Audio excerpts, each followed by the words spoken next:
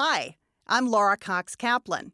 You're listening to She Said, She Said.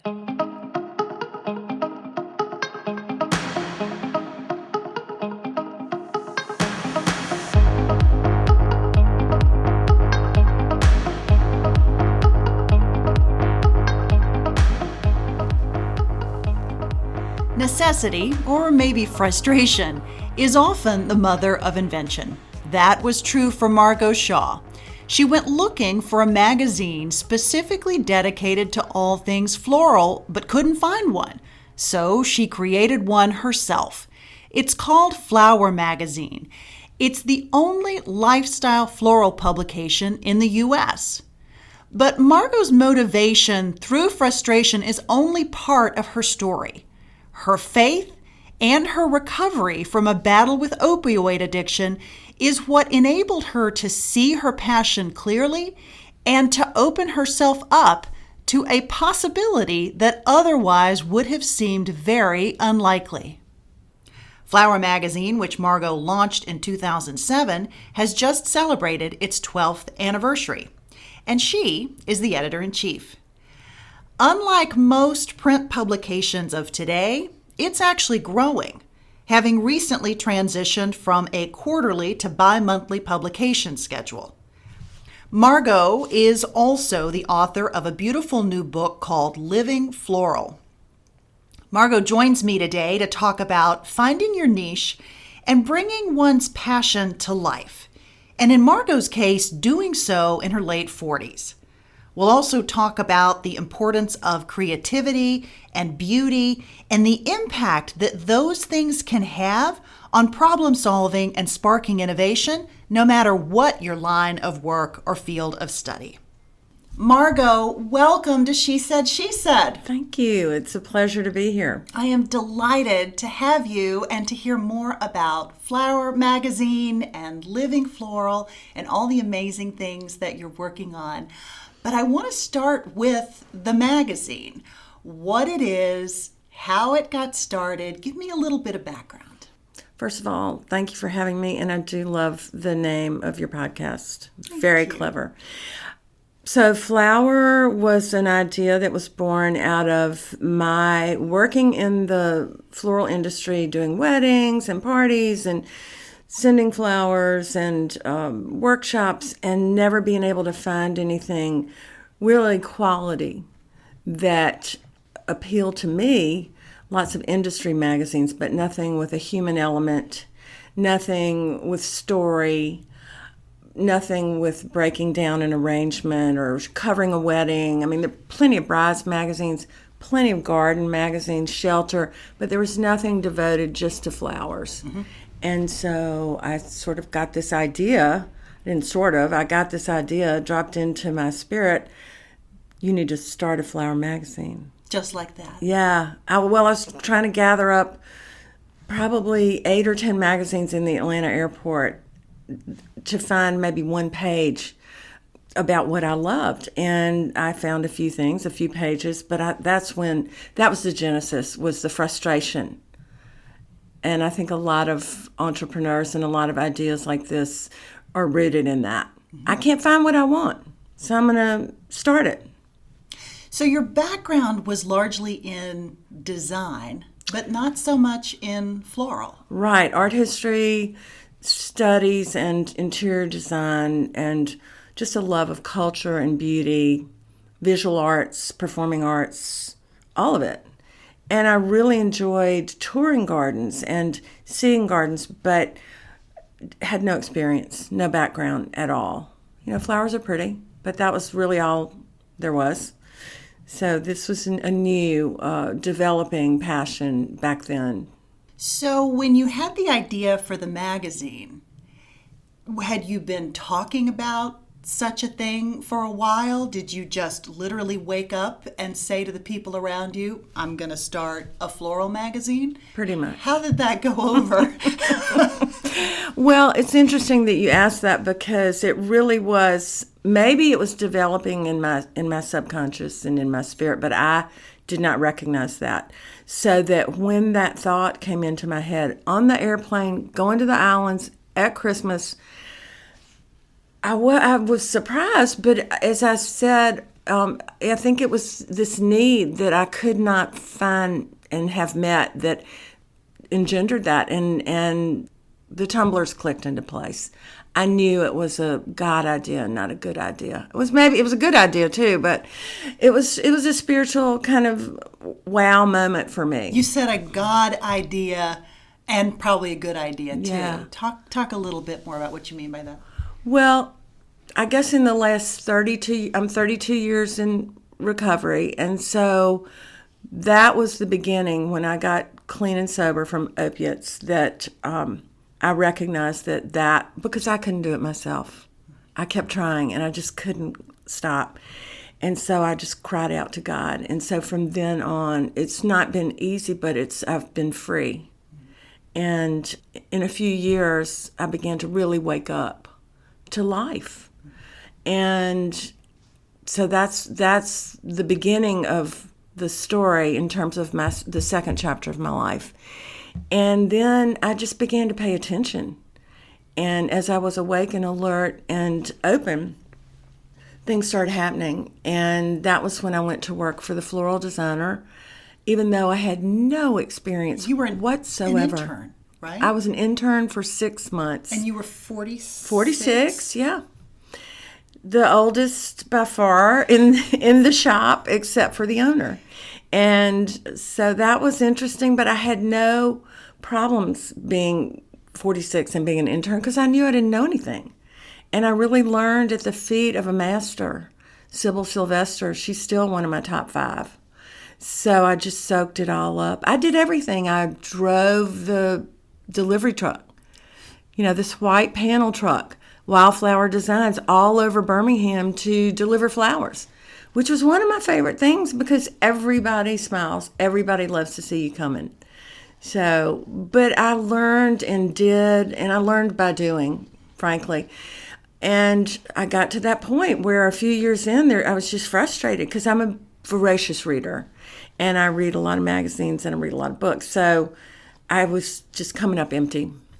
This was obviously a painful experience for you, for your family, as it would be for anyone.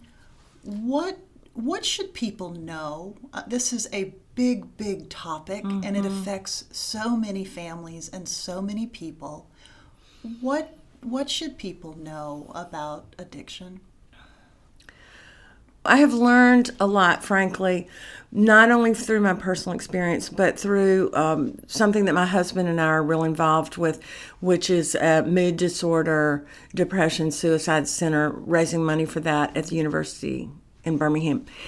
And so one thing I've learned that I wish I'd known 32 years ago is that most people who develop an addiction are medicating a mood disorder. Whether it's depression or anxiety or social anxiety or schizophrenia. I mean, it doesn't matter. We don't feel right. And so we reach out to find that substance that's going to bring us back up to level. And that was a big revelation for me. I mean, I had heard that, but once I saw the science, it made a bigger difference for me, and it gave me more passion to help others. Especially those who have never heard that wait, let's take you off this, get you off this, and see where your mood goes, and then we can medicate the mood with good things. Yeah. So that was a place of revelation for me and a lot of people now. And then I guess one of the other things is that each person is different. Each solution is going to be different. And people who think, well, I'll send my child to a 30-day rehab and then and it's done. That's just the beginning. Just the beginning. So it's a commitment, and I wouldn't say it's lifelong because I don't tussle with that 32 years in, thank God, but it takes what it takes. It's a good 12-step phrase. Yeah. And I would say 12 steps are great. And also, I think you can't do it alone, and I think we need our higher power, and in my case, God and Jesus, and so can't do it alone. Yeah, so faith played a big role. Huge. In your life. Yeah, still does. And continues. And has with the magazine, of course. Yeah. Starting the magazine was really starting a whole new chapter for you, literally. Talk about how difficult it was to start a magazine with no publishing experience. None whatsoever. I know. It's highly unlikely that I should be here now before your microphone talking about this magazine and this book. But how amazing that you are. Agreed. And I'm grateful every day, and I'm surprised every day at the success and it was hard. It was a challenge, and it continues to be. But that doesn't mean it's necessarily not good or enjoyable or life-giving. It's been great, and I've had to distill a lot of my interests and passions and to just say, okay, I can't arrange flowers for events and do things like that, and I can't really garden or study I don't have time. I'm an editor now, and not having any experience in that field, I did what I would recommend anybody do if they want to start some kind of project, any potential entrepreneurs, that you really seek out the experts, which being in Birmingham, Alabama, where Southern Progress was based with Southern Accents, Southern Living, Coastal Living, all of those great shelter titles and lifestyle titles, was just the perfect spot for me. It was uncanny. It's almost as if an unseen hand. No. No, it was. But I think one of the things I would say, and I did it, I was unabashed about going to those people. Karen Carroll, who was the editor-in-chief of Southern Accents, I went to her before that title closed and kind of sat at her feet and said, this is my idea, what should I do? And she was Lisa Newsom helped me. I mean, there were people that were everywhere ready to help, which, you don't think about that. You're a little intimidated by all these professionals, but I didn't care. I was fearless about that. I've got to do this thing. Will you help me? Mm-hmm. So you largely self-funded this project, right? Did you? Completely. Completely. You didn't go out for additional funding? No, and I'm so glad I didn't, because I had just enough. I had a nice cushion, so that I was able to start this small niche title. And people who come to work for me know that they're not going to get rich. They have to love it. Yeah. And they do. And I have some of the best people in the industry for obvious reasons. I've cherry-picked out of Southern Accents and Southern Living and all those titles, and salespeople and contributors all over the country that love the mission, that love what we're doing and are interested in beauty and flowers and lifestyle, botanical lifestyle, and they just like our culture, I'll say. Mm-hmm.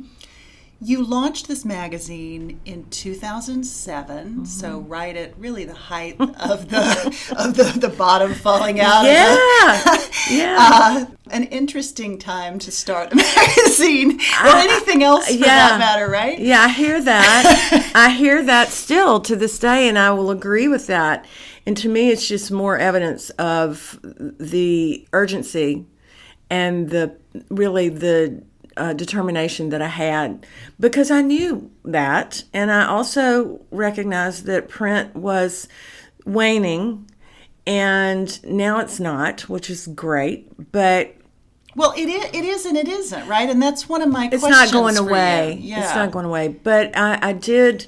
It was again an unlikely but time in the world to start a print magazine. The thing, besides my passion and my knowing that I couldn't not do it, that made it, I think, more smoother, was the fact that it is a niche magazine, and it's a broad niche now that it's lifestyle, but it's still a niche because it's botanically based.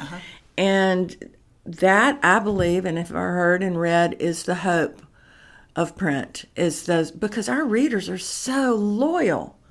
I mean, we get mean phone calls when people don't get their subscriptions on time. I mean, they're like, I need my Flower magazine. And, so they're very loyal, they're very passionate, and those who get the brand and what we're producing and communicating love it. And I hear that all over the place. So, but it is that niche, I think, that is keeping it alive, word of mouth, things like this. Mm-hmm. Thank you, by the way. Of course. I'm happy to have you. Talk a bit about, too, the role that digital plays as well, because we're in a whole different ballpark as it relates to social media and digital content. So how do you get the balance between the print content and the digital content right? Such a good question, because yes, we're in a different day now, and I see it. I'm not threatened by it. We have developed a really strong digital presence, and I've done what I've always tried to do, is hire the best.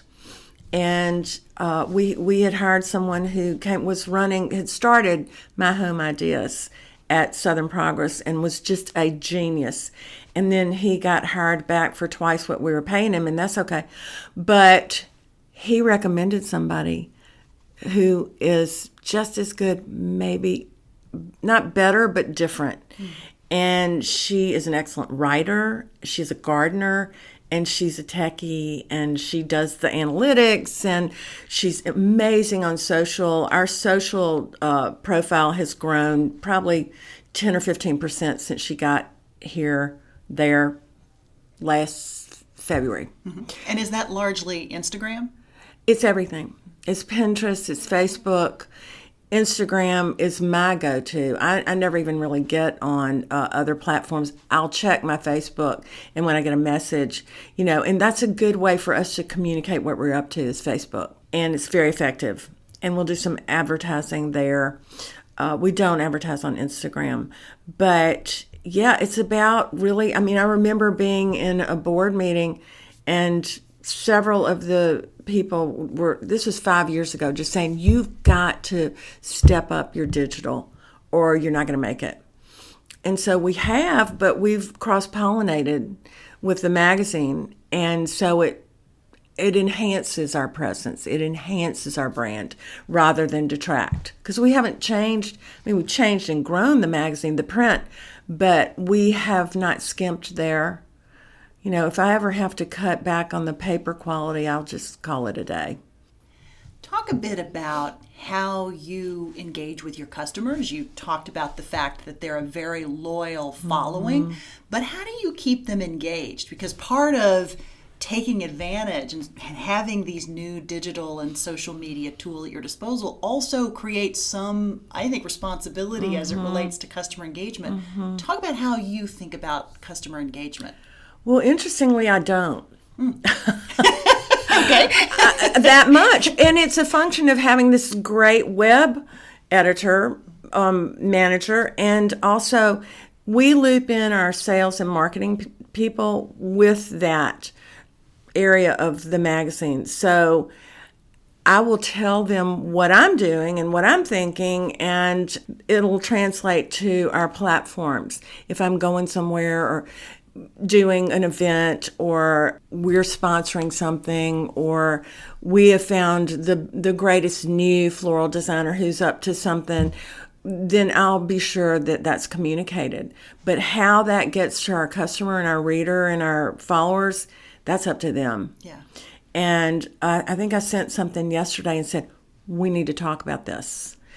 And then we'll get however many likes or follows or whatever. And I don't tend to that really at all, except feeding information and things that I think are worthy.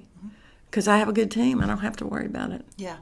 So as you look at your role as editor, I would imagine it's a very multifaceted role, and that you can dip in and go deep in any particular piece, whether it's deep on the business side or deep on the creative side or deep on other elements. Sales, yeah. Yeah. So how do you think about your role, and what's the piece that you sort of love the most? Like where do you go deep, or how do you get the balance right? Interesting. Well, Yes, I do. I do like to go deep on certain areas, and then others I don't love to go deep, like the numbers. And anyone who knows me will confirm that. But again, I have an incredible team that takes care of that, and circulation and all of that, subscriptions, and I'm interested, and it's vital. But my passion is brainstorming about the content of the next 6 issues, and looking at images and layouts and reading. I read every word that goes into the magazine. Even if I'm on the road with this book, I will see it online. I'll see it on my laptop and read every word. And I'll change things. I have a couple of writers I don't ever change. But other than that, yeah, I'm involved with that. I'm involved with marketing in terms of our events. One thing about being small is that we're more nimble. And if somebody calls and says, hey, I want you to sponsor so-and-so for this antique show, we can look real quick and say, yeah, we'll do it. And this is what we can do, and I hope that works. And then if I'm asked to moderate a panel at an antique and garden show, I can do it. I can say yes right away, or I can change something. If an advertiser doesn't like their position in the magazine, or they want the back cover, or whatever, we can make that decision, and it's not contingent on how many times they run, or, we've got latitude. And we're nimble, and people respond to that. So the marketing is fun for me. I hope this isn't gauche, but we've just partnered with Cherish. And so they're sponsoring my book tour. And Cherish, tell me what Cherish is. Cherish is an online design platform where, I have to say, they're based in San Francisco, and all that entails. Their things are new, old, vintage, antique, but they have a personality. They have a voice that's different. It's a cool first dibs, and open to consumer designers. They do special pieces with designers on their site, which are really interesting and informative. And they partner with designers, but it's for everybody, which is great. And they're really easy and fun to work with too. So I'm shilling for them at this moment, but there's no compromise there. They're an outstanding outfit. That's great. Talk a bit about, you mentioned your team a couple of times and how incredibly talented that they are, and you clearly go after talented people in these roles, but talk more in depth about building a culture. How do you go about not only picking the talented people that are the best fit, but the talented people who are also the cultural fit? I'm going to have to go back to the faith piece, the God thing, because that's really how I've just kind of prayed people in. That sounds wild, but I never worry when somebody leaves. They usually go on to something bigger, and that's what I want. I want good for my people. And I've lost some people to bigger titles, and that just tells me we've done a good job with them. And so really, people know that they're, again, not going to be billionaires wintering in St. Bart's. If they come to work for Flower, they will have a culture that is life-giving and affirming and looser. Our office is in a shingle cottage a mile from my house, right near Starbucks, and which we love. Very important. It has yeah, of course, and it has a backyard, so people can bring their dogs. They can bring them into their office and then take them out. And we have a cat. We have an office kitty, Margot, who was named that before we got her. People can bring their children if they have to. If a child is sick and they don't want to go home, they bring them to the office and quarantine them in their office, obviously, and play with their Legos. So it's that kind of place, and that's what I wanted. That's just how it has evolved, because we can't pay the huge salaries. So there have to be benefits, other types of benefits, and that's what it is. Yeah. So people that are there seem to love it. Yeah. I'm fascinated by the topic of creativity and beauty and the impact that it can have on problem solving and innovation, whatever sector that you work in. Give me a little bit of your perspective on how you think about something like Flower and the beautiful content that you're creating and the beautiful articles that you're writing, and how it can have an impact on somebody who's not necessarily in the floral or design world. A lot of readers are not. We have a lot of garden club readers, but we have a lot of just readers, women's groups, but just readers that are interested. I think the creativity element, the beauty factor is so nurturing. And once people recognize it and they start to read the magazine, because we have excellent writers, they begin to get kind of filled up and inspired, whether they want to do flowers or want to have Gracie floral paper in their dining room, or whatever. Even if they never make a move towards that, in that moment where they're sitting and reading the magazine, I think they're inspired and built up and fed. And so I have a really strong sense of the importance of beauty, especially in our culture. And I think we're giving something to our reader. We're not just trying to sell ads and sell some content. That I think it flows out of my desire to share my passion. I think there's something that's so magical about it that's very difficult to explain. I think it's difficult. You did a beautiful job explaining it. I think it's difficult to explain. We haven't talked about your new book, which is called Living Floral. Tell me a little bit about the book. Thank you for giving me that opportunity to Absolutely. plug the new book. It's beautiful. Thank you. Very well written. It's really a lovely book. Thank you. Well, again, those are those two writers and me. I changed some of my words, but I've not changed one of theirs, Karen Carroll and Lydia Somerville. So they write for the magazine, and they do, but they're freelance now, and they were full-time at Southern Accents. So they were my sort of mentors, especially Karen, but also Lydia, and my models for this is the level of quality that I want in flower.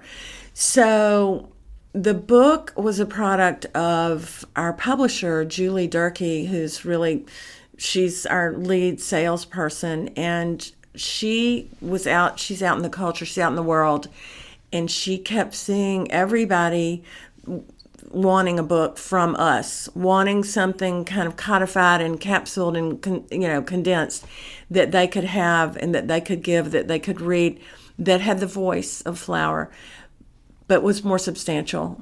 Size and variety and just really the embodiment of the magazine in one thing, in one item. So she also said it will get you out more and you can promote the magazine more because, again, we're small but mighty. I like to say that. And so the book, her vision was that it would be used to really amplify and expand the presence of the magazine in the marketplace. It has. Yeah. And you are essentially on a book tour of sorts. That's part of what you're doing Not here. of sorts. Not of sorts. No, that's all You're I'm on doing. a book tour. Yeah, absolutely. I'm 3 cities per week usually. Oh, wow. And having fun. Yeah. Loving it, loving the response. We're in our 4th printing. It's a Rizzoli title, which no one's more surprised than I about that. It was really, really an honor that they wanted this book. They've been great to work with. Talk a bit about your interaction with your public on the book tour. What's been the response to the book? It's been overwhelming. Yeah. It's been, again, no one's more surprised than I. People are responding to it and buying it and giving it. I think last night at a garden club presentation, we sold out. And people bought 3 and 4 books to give us gifts, and so I'm excited about that. And I'm seeing people get the facet of the book that it's inspirational, but it's about people. And there are portraits of people, tastemakers across the spectrum in each chapter, and some tips, and then some how-tos at the end. So it's this melange of things that are really apparently very missing in the book market. And there's a lot for young people too, I think, that people in the next generation would respond to. And people are, women are giving it, men are giving it to their children and grandchildren to say, come along, brown furniture's good in moderation. If you have a party, you don't have to do a big old arrangement. You can do apothecary bottles with dahlias all the way down your day. Just trying to make gracious living more accessible. And I give it for engagement presents and, things such as that. So the response in terms of the people that I've encountered has been lovely, as I would expect, of people who love beauty and gardens and flowers and design, and kind of grateful, like, where's this been? And so it's always really encouraging to me, and that gives me energy to go to the next city. I love the people, and I love the response. It's just really... Yeah. Any particular favorite stories from the book? You've profiled a number of different people. I mean, that's sort of like picking between your children if you have more than one. Anything that stand out to you that really resonated with you personally? I think I would have to say that, and I'm not trying to obfuscate or evade your question, but they're so different. Each person is so different that it is really hard to respond to that. But, they're all my good friends now. And so if I say I like Alex Hitz's chapter better than Charlotte Moss's, I would get in trouble. And I'd also be lying. Right. So, and they're just all different. And they're all very, very valuable, I think. Not going to save the world, but beauty matters, # beauty matters, and gracious living is important, and traditions, and I like them all. That's a terrible answer, but they're all my friends. I think Richard Keith Langham, if I had to say, is he's one of my favorites, and his house on Long Island, which was called the Witch's Hat, was just fun. I mean, these are all fun, but he's hysterical and playful and whimsical, and so didn't take this too seriously, and he's just fun to work with. But almost everybody is, and I'm not going to name the ones that aren't. So there. Yeah. So for women listening who are thinking about something entrepreneurial, like you did, what would be your advice for them? I would say pay attention to your life. Once you say, yes, I'm going to do this, then pay attention to the people who come across your path, which is what I did immediately, because I didn't talk about it to anybody, which is really uncharacteristic. At all? My husband. And he's an Episcopal priest. We would get together and pray about it and wait. I continued to work for my mentor, Sybil, and do events and all of that. And people came across my path. And with just who I needed, or just what I needed, or just where I needed to be. And it continues. Mm-hmm. And so I would say that. Pay attention to your life. Always know that you don't know. Find people who do, and defer. And just keep deferring, because none of us knows everything. There's always someone who's done this better or longer, and just don't be shy about it. And then surround yourself with really good people, which I've done. It took me a while. The first few years I had some gifted team members, but now I have the dream team. The level of expertise and experience and interest and enthusiasm. And so now I can go on a book tour. Yeah. There are lots of things I would say, but those are the key things. Pay attention, surround yourself with really good people, and listen to them.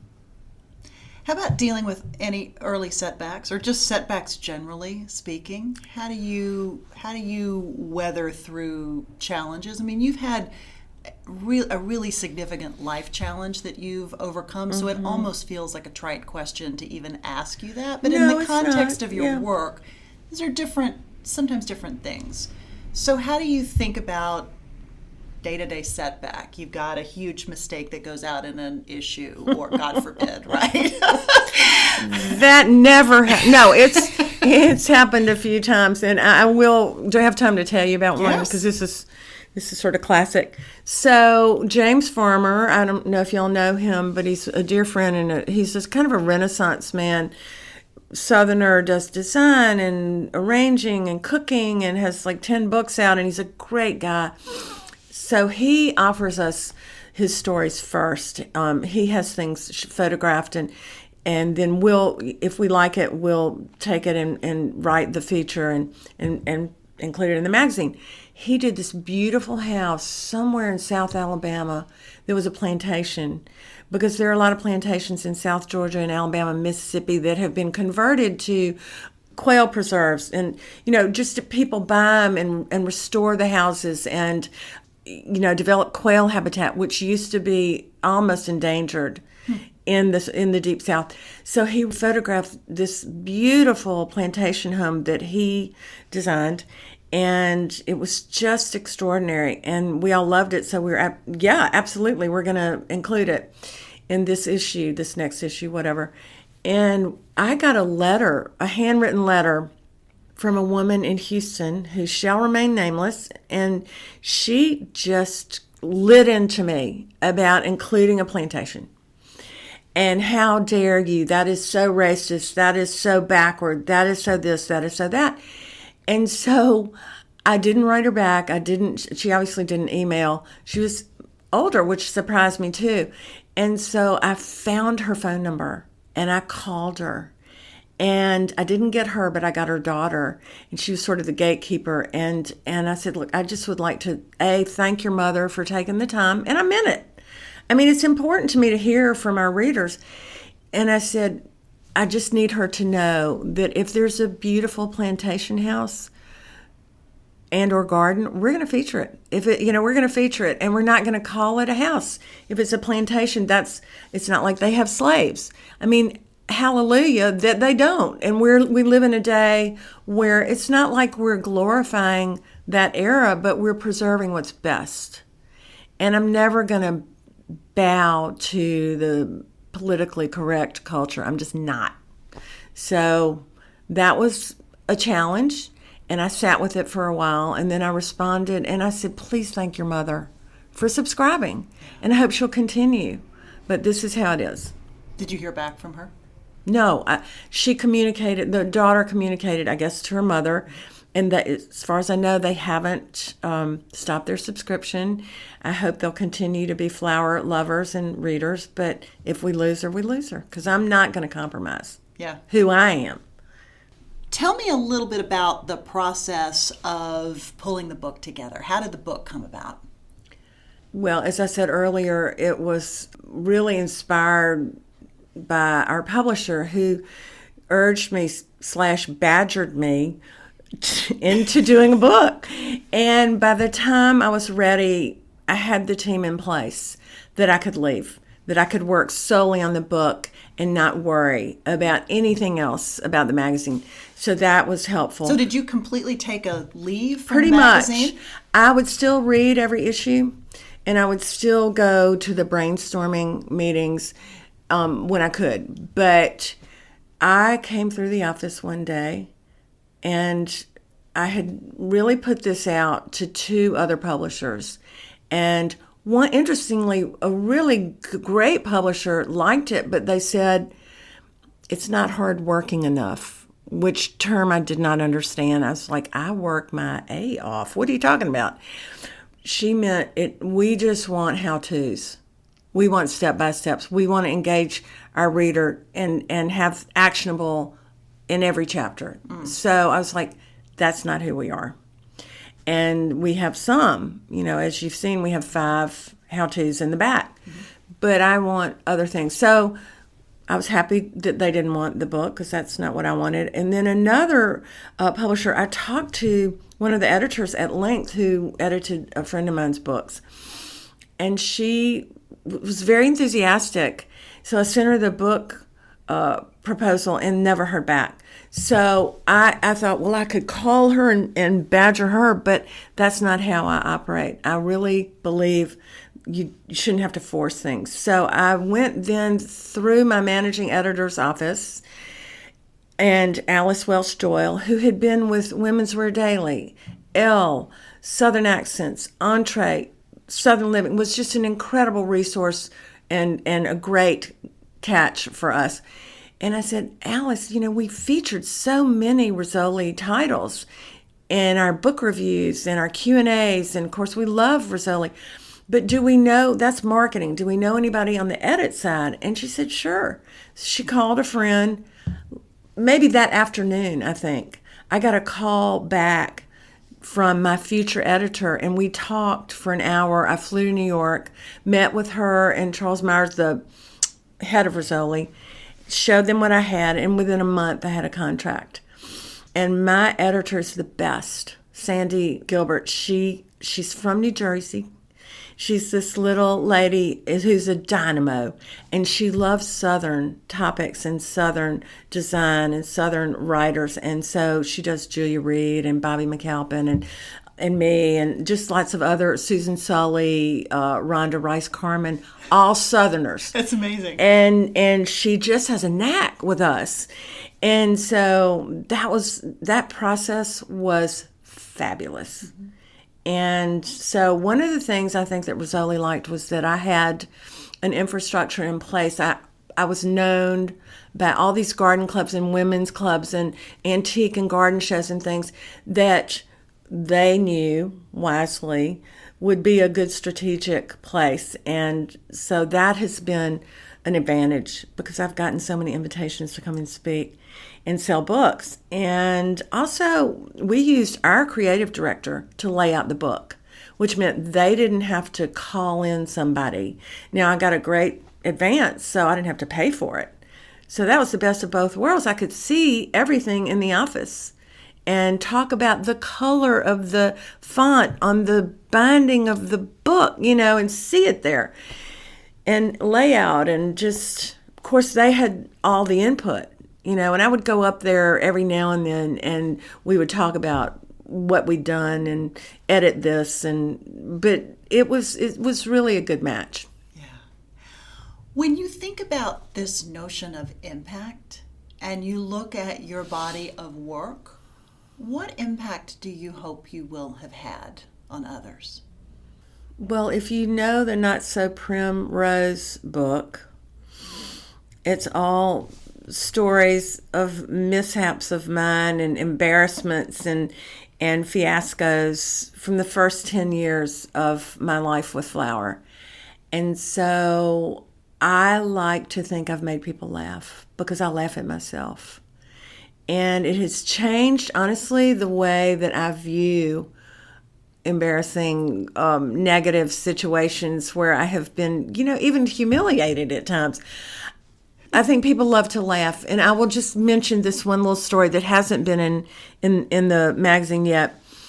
A wonderful interior designer and party planner named Rebecca Gardner out of Savannah in New York did a book signing for me at her incredibly chic mid-century house, believe it or not, in Savannah. And it's so beautifully decorated, very understated, and she gave this whimsical, extraordinary, perfect dinner party. And I came down the stairs and everybody was already there because I had to come home and freshen up.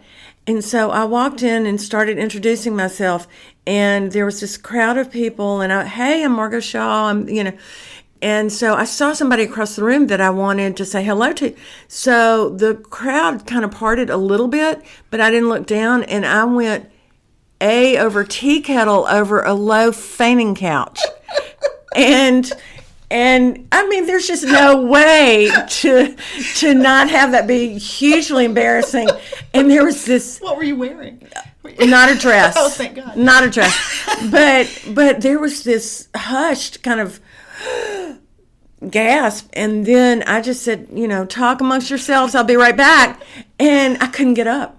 I was like a deer that you see over the hood of a pickup truck. I was just both sides. And finally, this hand came out from behind me and pulled me up. And then I turned to the right, and there's India Hicks, who, oh my God. Yeah. And yet, she was the funniest of all. And she was the most gracious and put me at ease immediately. So, and everybody, it was a great, icebreaker. So the rest of the night, it was just this sort of, conversation starter and running joke. And so it'll probably be in Not So Primrose in the future. Those are the kind of things that I immediately think, oh, this is fodder for a rose. And I just don't worry about it. So I like to make myself transparent about really almost all things, and especially things that are just ridiculous and humiliating and funny. And so I hope that people, if they read that or they buy that little book, will give it to people. And because I think the gift of laughter and laughing at yourself is really valuable. There's that. I think to expose people to beauty and accessible design and education is one of the best things, the most important things, unless you're not interested. And if you're not interested, you're not. But I think a lot of people are, and it's the missing piece in publications. And even the shelter magazines that are so beautiful don't have, they don't have the botanical voice. And I don't know, I think that Flower is, for me, is about really opening doors to people about the way to bring nature into your house, into your life, because, it all started in a garden. Yeah. And so, as Joni Mitchell said in that song Woodstock, we got to get ourselves back to the garden, and that's part of what I want to do, to make people aware of the creation. Yeah. Final question. Yeah. We ask everyone who comes on the podcast for a single piece of advice, life hack, or mantra. It could be something advice you would give your younger self. It could be any one of those things. What would be yours? Well, one thing I would say about my younger self and people who are younger and wanting to figure it out right away. I look back at my CV and I realize that everything I've done has led to the next thing that is now, whether it's art history, interior design, photography, being in the junior league, whatever, has really just become part of what has informed my life now. So don't despise the day of small things. If you are waiting tables, that's going to teach you how to contend with people and negativity and to begin to learn to serve. I mean, I think we're lacking that. I think to serve others is important and an honor. But yeah, just be patient with your life, I would say, and pay attention. Yeah. Margot, it's amazing. You're amazing. Thank you, so much. Laura. Thank you for having me. This was truly amazing. I really loved the conversation. Well, I enjoyed it. You're a perfect moderator. Thank you. No, really. You're very sweet. You are the best. So thanks for having me. Thank you so much. To learn more about Margot Shaw and Flower Magazine, I've included some great links in the show notes, including a link to Margot's terrific book, Living Floral. And I'm also including some great photos from our visit today. Women lead and impact others in incredibly diverse ways. Showcasing role models like Margot allows us to learn from her story, to benefit from her wisdom and perspective. You'll find so many amazing, incredible episodes and other inspiring women like Margot on our platform at www.shesaidshesaidpodcast.com. Please be sure to subscribe and make sure and share us with your friends.